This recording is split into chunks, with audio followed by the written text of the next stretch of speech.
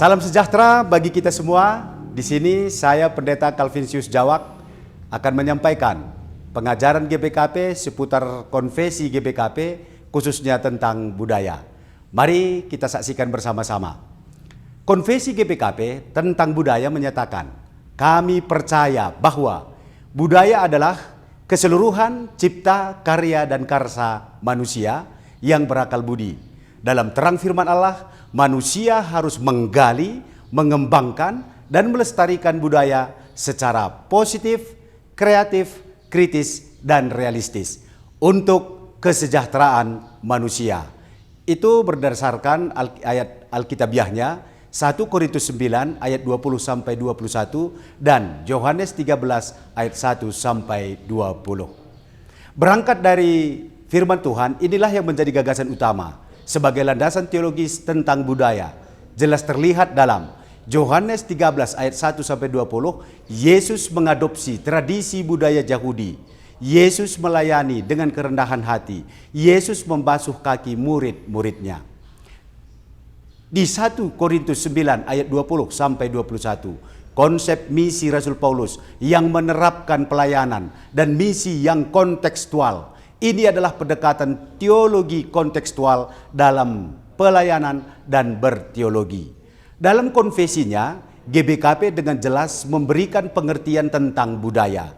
Budaya adalah keseluruhan cipta, karya, dan karsa manusia yang berakal budi. Dalam terang firman Allah, manusia harus menggali, mengembangkan, dan melestarikan budaya secara positif, kreatif, kritis, dan realistis untuk kesejahteraan manusia. Ada beberapa hal yang penting kita ketahui dalam hal ini. Yang pertama, Allah memberikan akal budi bagi manusia. Yang kedua, akal budi yang dimiliki manusia dipergunakan untuk memikirkan, menciptakan, berkarya, dan melakukan hal-hal yang mendatangkan damai sejahtera bagi manusia. Yang ketiga, tetapi manusia telah jatuh ke dalam dosa, sehingga ada yang mempergunakan akalnya untuk tujuan yang tidak baik.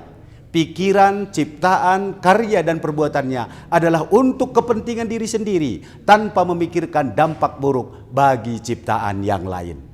Dan yang keempat, sebagai orang percaya, orang Kristen dalam terang firman Allah, manusia baru sebagai kawan sekerja Allah harus menggali, mengembangkan, dan melestarikan budaya secara positif, kreatif, kritis, dan realistis untuk kesejahteraan manusia.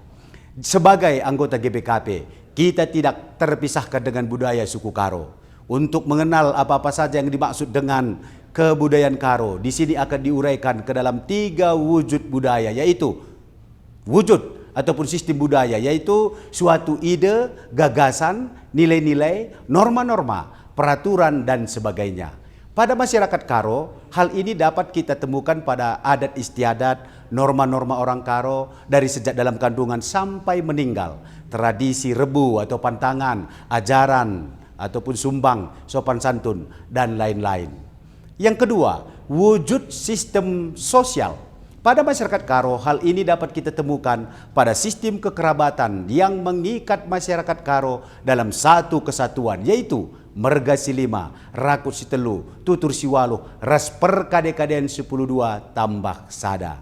Orang Karo membangun hubungan sosial melalui 3 jalur, yaitu hubungan darah, hubungan perkawinan, dan hubungan teman meriah.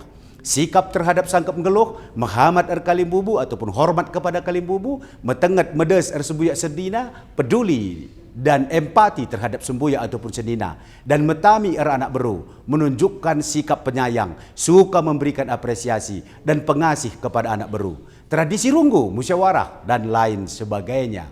Dan yang ketiga, wujud kebudayaan yang berbentuk fisik, yaitu benda-benda hasil karya manusia ataupun artefak.